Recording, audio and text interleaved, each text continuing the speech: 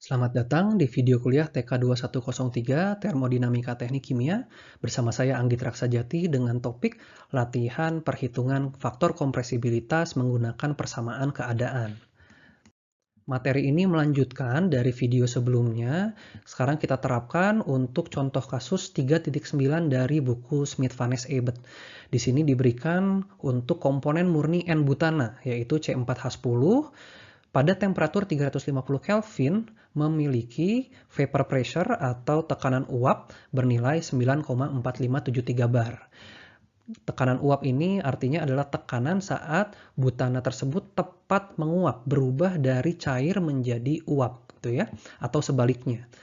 Nah, karena dia dalam kesetimbangan cair uap, maka kita dapat tinjau dari dua sisi. Di sini kita akan hitung berapa nilai molar volume. Molar volume itu adalah 1 per densitas. Untuk kasus A adalah saturated vapor, artinya adalah uap jenuh. Uap jenuh itu adalah titik pertama saat seluruhnya 100% menjadi uap. Butiran gelembung terakhir menjadi uap. Sedangkan kasus B adalah saturated liquid. Kebalikannya, cair jenuh. Artinya apa? 100% masih jadi cairan, tapi titik tepat saat butiran cairan tersebut menjadi uap. Oke, semua akan diselesaikan menggunakan persamaan keadaan Redlich-Kwong atau RK. Sebagai pengingat, Z itu adalah faktor yang menunjukkan penyimpangan dari sifat gas ideal. Gas ideal sendiri nilainya adalah 1. Jadi ketika Z-nya makin jauh dari 1, sifatnya makin menyimpang dari gas ideal. Dan untuk perhitungannya, Z itu adalah PV per RT. Kemudian dapat juga dihitung sebagai V per V dalam kondisi ideal gas. Untuk persamaan keadaan atau equation of state sudah dibahas lebih lengkap di video sebelumnya. Secara umum atau secara general dapat dinyatakan sebagai berikut. RT per V min B kurangi A fungsi T per V plus epsilon B kali V plus delta B. Nah, untuk perhitungan Z sendiri silahkan dilihat juga di video sebelumnya kita sudah sampaikan bahwa ada dua pendekatan perhitungan. Hati-hati pilih sebagai vapor-like atau pilih sebagai liquid-like. Mengapa? Karena persamaan keadaan ini jika diturunkan menjadi bentuknya bentuk kubik. Bentuk kubik itu artinya apa? Solusinya bisa jadi ada 3. Sehingga kita harus pastikan Z yang terpilih itu adalah Z yang sesuai dengan kasus kita. Artinya apa? Persamaan yang 3.48 ini spesifik hanya untuk Z dalam kondisi vapor-like. Artinya apa? Menyerupai uap. Artinya dalam kasus 3.9 hanya relevan untuk kasus A karena saturated vapor. Uap jenuh menyerupai vapor. Sedangkan yang 3.49 adalah liquid-like, menyerupai cairan. Artinya hanya relevan saat digunakan untuk perhitungan saturated liquid, cairan jenuh. Nilai-nilai Z ini nantinya sangat berguna ketika kita membentuk kurva-kurva kesetimbangan fasa. Kapan dia cair, kapan dia uap, kapan dia campuran cair uap yang akan dibahas lebih lanjut di minggu-minggu berikutnya. Oke, langsung kita masuk ke tahapan-tahapan perhitungannya. Saya harapkan langsung bawa kertas, langsung ditulis, langsung diselesaikan bersama. Jangan hanya ditonton karena yang ada malah hanya lupa atau mungkin sebatas mengangguk-angguk tapi belum mengerti gitu ya. Oke, langsung tahapan pertamanya adalah hitung cari nilai TR dan PR, temperatur relatif dan tekanan relatif. Untuk menghitung ini kita perlu cari dulu nilai TC dan PC-nya, yaitu temperatur kritik dan tekanan kritik yang disediakan dari Appendix B buku Smith-Vaness. Dalam kasus ini contohnya tabel B.1 memberikan data untuk N-butana. N-butana nilai TC-nya adalah 425,1. Sehingga bisa kita masukkan TR sama dengan T sistem 350 bagi dengan TC 425,1. Diperolehlah angka 0,8233. PR pun serupa, kita gunakan P sistem 9,4573 bar per 37,96 bar PC dari tabel B.1 sehingga diperoleh nilai PR-nya 0,2491. Hati-hati dalam perhitungan TR selalu gunakan satuan Kelvin. Kemudian kita juga bisa menghitung nilai Q dan B dari persamaan berikut. faktor-faktor empirisnya diberikan dari tabel 3.1 untuk berbagai equation of state. Jadi nanti ketika diminta Redlich-Kwong ya kita gunakan baris Redlich-Kwong saja. Ketika diminta gunakan van der Waals ya kita gunakan yang van der Waals saja. Disesuaikan dengan permintaan.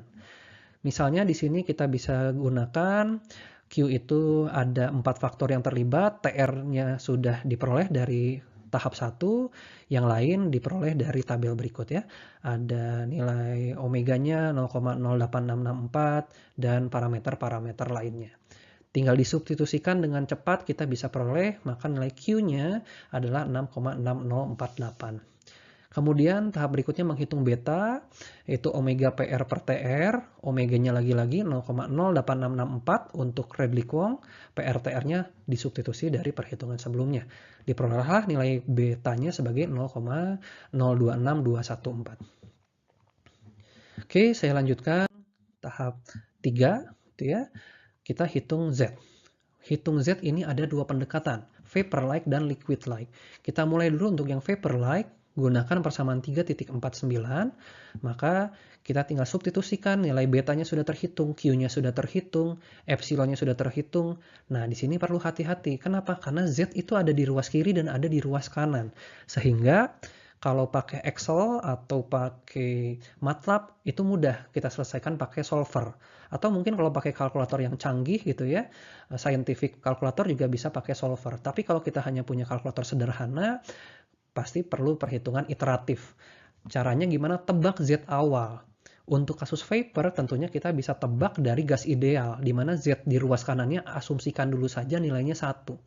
Selesaikan iterasi pertama dengan Z sama dengan 1, ketemulah Z di ruas kiri. Kalau nilainya masih beda, maka masuk ke iterasi kedua dengan Z barunya dari Z kiri tersebut. Lakukan iterasi berulang-ulang sampai katakanlah toleransinya di bawah nilai yang ditetapkan. Atau sampai mencapai jumlah iterasi maksimum. Katakanlah dibatasi sampai 3-5 iterasi. Untuk kasus ini silakan dibuktikan bahwa dengan formula vapor-like akan diperoleh Z dengan nilai 0,8305. Sudah cukup menyimpang dari gas ideal 1. Untuk liquid-like, kita gunakan 3.49, jangan 3.48. Sekali lagi, ini harus hati-hati karena prosesnya iteratif lagi, karena Z-nya ada di kiri dan di kanan. Kemudian, hati-hati yang kedua adalah Z untuk tebakan pertamanya, jangan mulai dari 1. Karena kalau mulai dari 1, itu artinya mengasumsikan gas ideal. Padahal jelas-jelas dia itu liquid. Nah, yang lebih baik adalah gunakan Z tebakan pertamanya sebagai beta.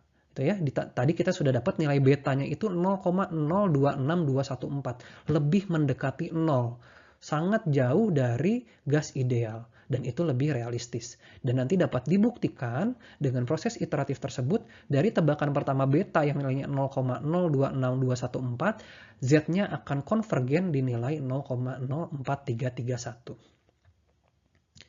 Oke, tahap berikutnya adalah menghitung V atau volume molar.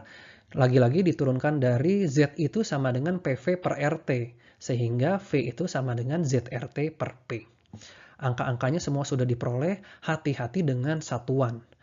Di sini kita punya 9,4573-nya apakah dalam bar, apakah dalam Pascal, kalau temperatur pasti dalam Kelvin gitu ya. Nah, cocokkan dengan data satuan konstanta gas idealnya.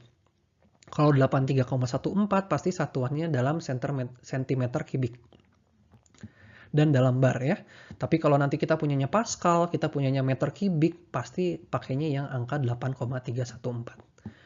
Nah, untuk kasus yang liquid, persamaannya pun sama, cukup diganti nilai Z-nya. Karena sekarang Z-nya diambil dari yang liquid-like yang 0,04331. Dan diperolehlah nilai molar volume liquidnya 133,3 cm3 per mol. Di sini kita sudah bisa lihat suatu fenomena yang sangat menarik. Mengapa? Karena butananya sama-sama di temperatur 350, sama-sama di tekanan 9,4573. Tapi yang satu uap jenuh, yang satu cair jenuh. Ternyata molar volumenya berbeda jauh. Densitasnya berbeda jauh. Kita kenal liquid itu densitasnya jauh lebih besar daripada vapor. Maka kebalikannya, molar volume liquid jadi jauh lebih kecil daripada molar volume untuk vapor. Di sini mungkin nilainya hampir 1/20-nya. Dan bisa jadi kasus ini lebih ekstrim untuk komponen-komponen lainnya bisa jadi sampai mendekati 1000 kali lipatnya. Oke, terakhir kita akan bandingkan hasilnya. Tadi kita menggunakan Redlich-Kwong, RK. Bagaimana jika kita gunakan EOS yang lain? Dan juga dibandingkan terhadap hasil eksperimen. Di sini kita bisa lihat hasil eksperimennya. Van der Waals. Van der Waals itu adalah EOS yang paling tua di abad 19-an. Umurnya sudah hampir 150 tahun. Jadi dia kurang generik, dia tidak berlaku umum dan cukup banyak penyimpangannya. Makanya disempurnakan oleh Redlich-Kwong. Disempurnakan oleh Redlich-Kwong makin mendekati nilai eksperimen. Prediksinya dari Redlich-Kwong. Kemudian diperbaiki lagi oleh Swave 25 tahun kemudian. Nilainya makin dekatlah dengan nilai eksperimen. Dan terakhir tahun 76 Peng Robinson mengeluarkan persamaan keadaannya dan kita bisa buktikan di sini galatnya paling kecil dari hasil prediksi Redlich-Kwong terhadap nilai eksperimennya. Oke, saya cukupkan. Sekali lagi tolong dipelajari dan dilatih. Karena ini adalah akhir dari modul 1, di mana berikutnya kita akan masuk ke modul 2 mengenai kesetimbangan fasa atau vapor liquid equilibrium. Terima kasih dan sampai jumpa di video-video berikutnya.